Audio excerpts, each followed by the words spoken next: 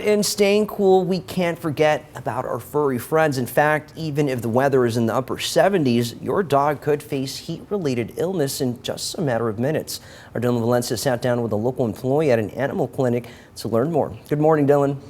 Yeah, that's right. Good morning, Manny. Well, we have all been experiencing these very hot days the last couple of days. So imagine how our furry friends feel with thick coats and their inability to sweat. And in fact, in as little as 15 minutes, things could take a turn for the worst. Dogs don't sweat like humans do. It's why they pant.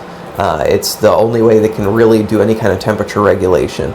In extreme heat, we focus on keeping ourselves cool, but our furry friends could experience heat exhaustion and heat strokes just like we can. Once we start getting into the mid to upper 80s, anytime that it's just uncomfortably hot to be outside, in general, it's a good idea that if you're walking with your pet, keep them on the grass.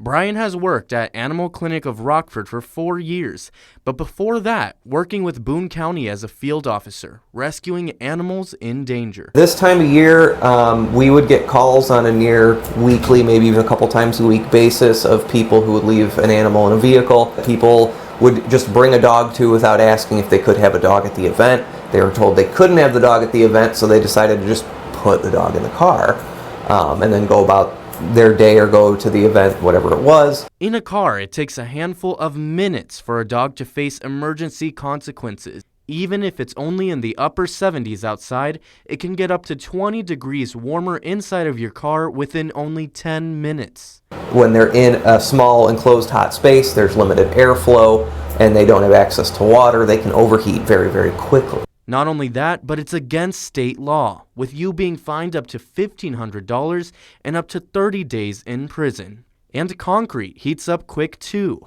Try and avoid walking on blacktop, concrete, things like that with your animal because, we're wearing shoes. You don't really think about how hot the streets get, how hot the sidewalks get.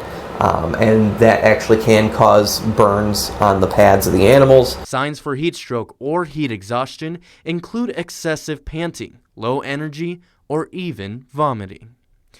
And even if you keep your dog on grass, during the hot months, they shouldn't be outside for more than 15 minutes. People who will put their dogs out and say, I'm only leaving the dog out for an hour, for half an hour, for 45 minutes. And always have excessive water available outside of direct sunlight and on every level of the home to ensure that your furry friends aren't forgotten during treacherous conditions.